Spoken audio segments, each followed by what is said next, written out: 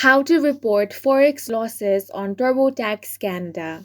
Hi guys, welcome to our channel. Let's begin. The first thing you want to do is determine how your Forex trading is taxed. Then you want to open TurboTax Canada and start a new tax return. Now click on Income and Expenses, then click on Investments and Savings. Now select Capital Gains and Losses if you are a casual trader. Then enter the total loss from Forex trading.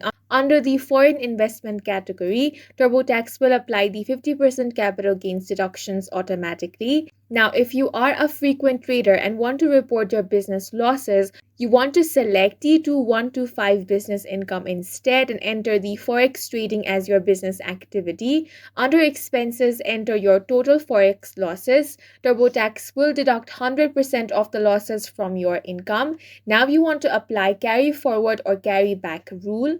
And that's it for this video. If you found it helpful, please make sure to hit the like button and subscribe for more videos like this.